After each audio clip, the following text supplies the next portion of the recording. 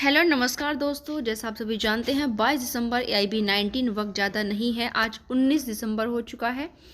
तो देखिए यहाँ पर इस वीडियो में हम आप सभी के लिए जो लेकर आए हैं वह AIBE 19 के पर्पज़ से आप सभी के लिए केस लॉज है। जी हाँ, जिसमें आपके करंट एंड ओल्ड दोनों प्रकार के केसेस को हमने इन्वॉल्व किया है।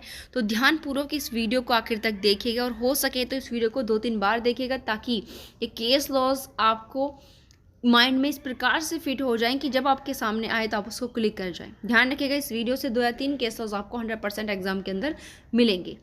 ठीक है, पहला क्वेश्चन है, यानी कि पहला हमारा केस लॉज है केशवंत भारती बनाम केरल राज्य का 1973। ये तो सभी जानते हैं कॉन्स्टिट्यूशन से है, जिसमें बहुत सी चीज़ों को अपने आप में इन्वॉल्व किया गया था। विधायिका और न्यायपालिका के बीच शक्ति संतुलन भी स्थापित किया गया, संविधान के मूलभूत ढांचे को भी बताया गया और साथ ही साथ जो है और भी हमारे जो प्रेम्बल है उससे संबंधित भी ये लीडिंग केस लॉज है।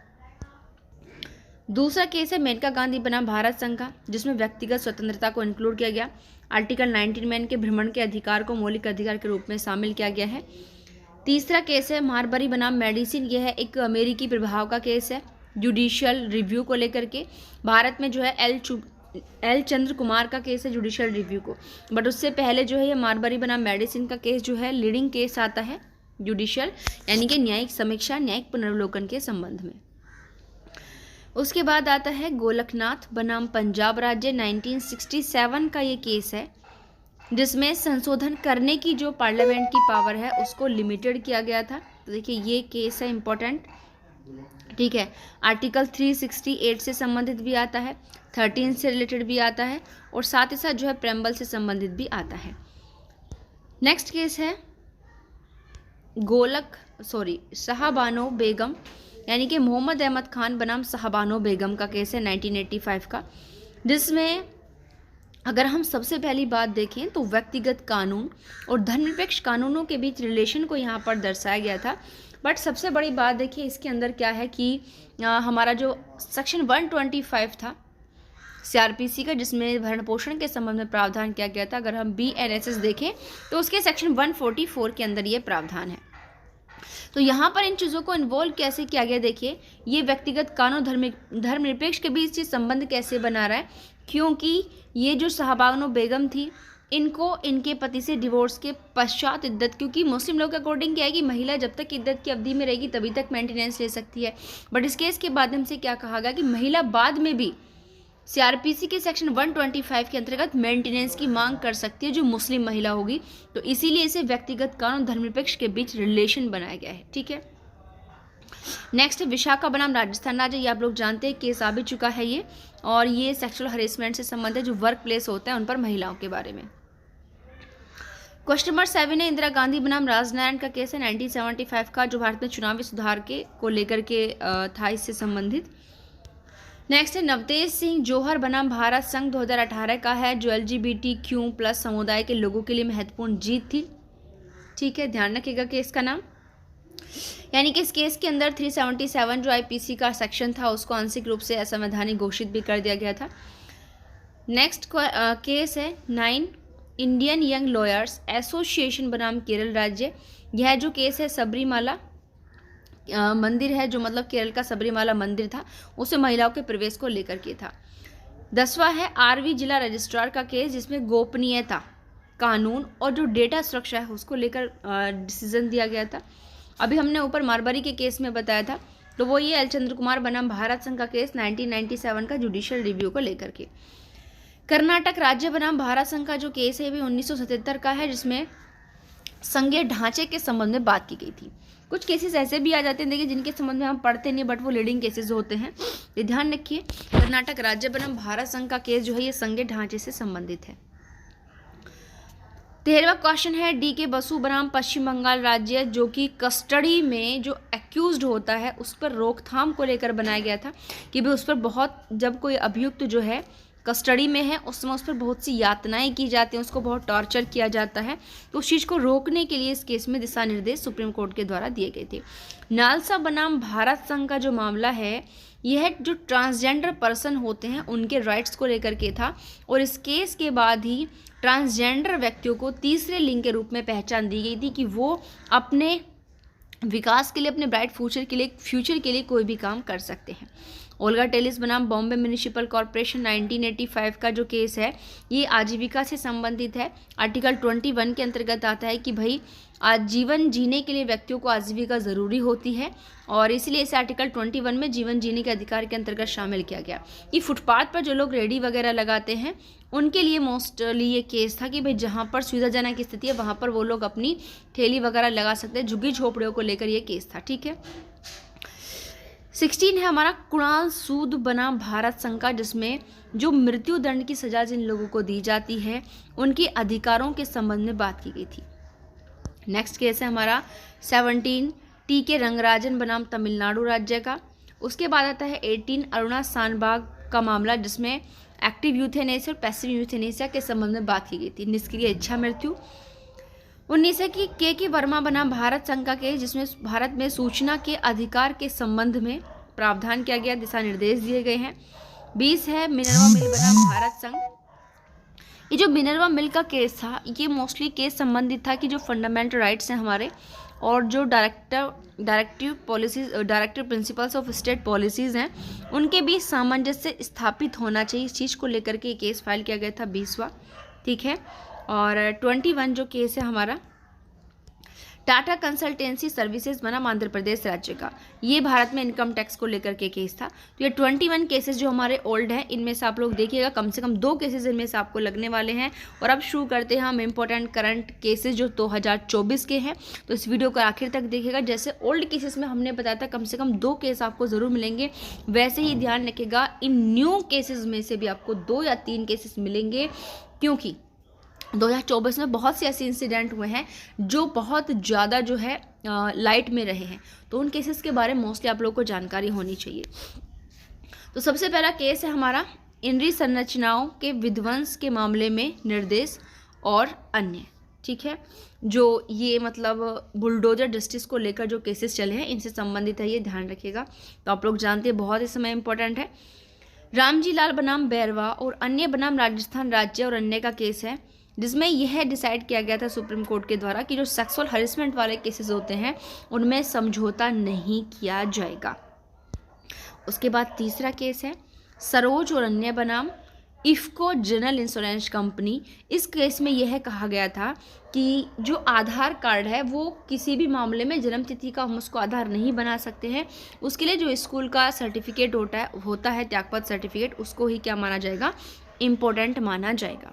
ठीक है, और ये बहुत ज़्यादा लाइट में भी रहा था केस, ध्यान रखिएगा। चौथा केस है के धनंजय बनाम कैबिनेट सचिव और अन्य। ये आईपीसी के सेक्शन 353 से था कि 353 के अंतर्गत देखिए हमला दिया हुआ है कि क्या जो अगर कोई व्यक्ति चिल्लाता है या फिर धमकी देता है तो क्या ये हमले की कैटेगरी में आएंगे। तो ध्यान रखिएगा ये दोनों शब्द जो है हमले की कैटेगरी में शामिल नहीं किए जाएंगे। 5वां हमारा केस है कैलाशबेन महेंद्र भाई पटेल एवं अन्य बनाम महाराष्ट्र राज्य और अन्य का, जिसमें यह डिसाइड किया गया कि जब चार्जशीट दाखिल हो गई कोर्ट के अंदर तो उसके बाद भी जो है आपराधिक कार्यवाही को रद्द किया जा सकता है। यानी कि चार्जशीट दाखिल होने के बाद भी क्रिमिनल प्रोसीडिंग को रद्द कर दिया जाएगा, ऐसा कैलाशबेन महेंद्र भाई के केस में डिसाइड किया गया था सुप्रीम कोर्ट के द्वारा। 6ठा केस है हमारा कि धनराज अश्विनी बनाम अमर मूलचंदानी और अन्य। 6ठा इसमें यह कहा था कि मानो जो एक्यूज्ड है वो पहले से ही किसी अपराध को लेकर के जेल में बंद है। ऐसी स्थिति में अगर उस पर किसी दूसरे अपराध का आरोप लगाया जाता है और वो एंटीसिपेटरी बेल के लिए आवेदन करता है तो क्या उसकी एंटीसिपेटरी बेल को एक्सेप्ट कर लिया जाएगा? तो बिल्कुल एक्सेप्ट कर लिया जाएगा। इसका मतलब ये नहीं है कि भाई अगर वो पहले से ही किसी केस में जेल में बंद है और दूसरे अपराध का उस पर आरोप लगा रहे हो तो उसे दूसरे में आप एंटीसिपेटरी बेल नहीं दोगे, ऐसा कहीं प्रोविजन नहीं है। नेक्स्ट क्वेश्चन है नित्यानंद बनाम उत्तर प्रदेश राज्य का, जो 149 आईपीसी को लेकर के था और 190 जो है हमारे बीएनएस के अंदर शामिल होता है। इसमें कहा था कि अगर कोई व्यक्ति को यह मालूम है कि विधि विरुद्ध जमाव है और उसमें वो शामिल होता है तो ये दोषी के लिए पर्याप्त है। ज़रूरी नहीं है कि वो उस काम को ही करे जिसमें जो वो विधि विरुद्ध जमाव के लोग करना चाहते हैं। नेक्स्ट केस है हमारा 8, वैभव कुमार बनाम state of NCT of Delhi का, जिसमें यह कहा था कि सीआरपीसी 482 के तहत हाईकोर्ट को एफआईआर रद्द करने का अधिकार है। 526 बीएनएसएस, ठीक है। नेक्स्ट क्वेश्चन आता है हमारा साजन स्केरिया बनाम केरल राज्य का, जो SC/ST एक्ट को लेकर था। बहुत लाइट में ये केस रहा था, ध्यान रखिएगा, बहुत इंपॉर्टेंट केस है ये। इसमें यह कहा था कि अगर SC/ST एक्ट के अकॉर्डिंग प्रथम दृष्टि अपराध सिद्ध हो जाता है तो इसका मतलब यह नहीं कि एंटीसिपेटरी बेल पर रोक लगा दी जाएगी, यानी कि प्रथम दृष्टि अपराध सिद्ध होने तक एंटीसिपेटरी बेल पर रोक नहीं लगाई जाएगी। भाई अगर उसका अपराध बिल्कुल सिद्ध हो गया तो ही तो आप लगा सकते हो, और प्रथम दृष्टया मामले में अगर नहीं हुआ तो एंटीसिपेटरी बेल पर रोक नहीं लगा सकते। नेक्स्ट है जोसेफ पाल डिसूजा बना महाराष्ट्र राज्य का, जिसमें कहा था कि अगर ईमेल या फिर सोशल मीडिया में के थ्रू आपत्तिजनक कोई शब्द महिला को बोले जाते हैं तो उसकी गरिमा को ठेस पहुंचाने वाले होंगे, और आईपीसी के सेक्शन 509, और अगर हम बीएनएस की बात करें तो सेक्शन 79 के अकॉर्डिंग दंडनीय कार्य है। नेक्स्ट है हमारा, ये भी आप लोग जानते हैं, बहुत मोस्ट इंपॉर्टेंट लीडिंग केस रहा है 10वां, राम नरेश @ रिंकू कुशवाहा और अन्य बना मध्य प्रदेश राज्य का, जिसमें सुप्रीम कोर्ट ने यह कहा था कि अगर SC/ST और OBC के जो स्टूडेंट हैं वो इतने अंक लाते हैं जो जनरल कैटेगरी में फाइट करने के लिए ज़रूरी हैं तो फिर उनको सामान्य श्रेणी में प्रवेश दिया जाएगा। ध्यान रखिएगा, बहुत लीडिंग केस रहा है ये। ऐसा अगर आपसे पूछा जाए कि ये वाला स्टेटमेंट किस केस में दिया गया तो राम नरेश @ रिंकू कुशवाहा के केस में दिया गया था। मीनाक्षी बनाम the oriental insurance company limited के केस में मोटर दुर्घटना में जब मुआवजा दिया जाएगा तो उसमें किन किन फैक्टर्स पर गणना की जाएगी, ऐसा इस केस में कहा गया था कि भाई जब कोई मोटर दुर्घटना हुई है और कोई इसका कंपनसेशन लेना चाहता है तो कोर्ट जब उसका कंपनसेशन देगा तो कंपनसेशन देते समय किन किन चीज़ों को ध्यान में रखकर कंपनसेशन को डिसाइड करेगा। 12वां case most important leading case है गौरव कुमार बनाम यूनियन ऑफ इंडिया का, जो हमारा स्टेट बार काउंसिल में हम खुद को एनरोलमेंट कराते हैं उसकी फ़ीस को जो कम किया गया था 750 OBC और जनरल, और 125 जो है हमारा SC और ST। आप लोग ये इंपॉर्टेंट तरीके से जानते हैं, बहुत लीडिंग केस है और कितना फेमस है वो भी खासकर लॉ स्टूडेंट्स के लिए आप लोग जानते हैं। उसके बाद नेक्स्ट जो दोनों केसेस है ये भी हम मतलब लॉ स्टूडेंट से ही संबंधित है और हाल फिलहाल ये अभी 19 को लेकर ही ज़रूरी है। यहाँ पर देखिए बार काउंसिल ऑफ इंडिया बनाम बोनीफाई लॉ कॉलेज 2023 का केस है, और उसके बाद निलय रॉय बनाम एवं अन्य बनाम बार काउंसिल ऑफ इंडिया, ये 2024 का ही केस है। इनमें क्या किया गया है कि भाई वो कैंडिडेट जो कि LLB या BLLB के लास्ट ईयर के फाइनल सेमेस्टर में हैं वो AIB 19 में अपीयर हो सकते हैं, इस केस में डिसाइड किया गया था। ये 2023 में इसमें बात की गई थी, तो आप लोग जानते हैं आपके लिए कितना इंपॉर्टेंट केस है। नेक्स्ट है हमारा 15 राम मिलन बुनकर बनाम उत्तर प्रदेश राज्य। इस केस में कहा कि हत्या और दहेज हत्या के भी डिफरेंस किया गया था, ठीक है। नेक्स्ट है केस 16 राजेंद्र प्रसाद बनाम महाराष्ट्र राज्य, जिसमें डाइन डिक्लेरेशन स्टेटमेंट के संबंध में बात की गई है। ये 32/226 यानी कि 32 जो है हमारा BS यानी कि इंडियन एविडेंस एक्ट 1872, और 26 में आप लोग जानते हैं कि मृत्युकालिक कथन जो है BSA के 26 के अंतर्गत दिया हुआ है।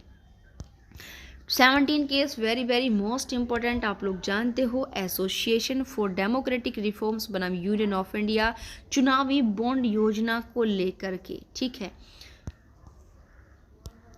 18 है बिल्किस याकूब रसूल बनाम भारत संघ और अन्य, 2002 में जो गुजरात दंगे हुए थे उनसे संबंधित केस है, जिसमें जनवरी 2024 में इसको डिसाइड किया गया था।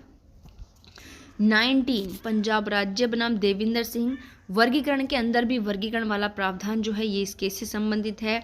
और नेक्स्ट केस है, ये भी बहुत ज़्यादा लीडिंग है कि bar of Indian lawyers through its president Jasvir Singh Malik बनाम DK Gandhi PS national institute of communicable disease.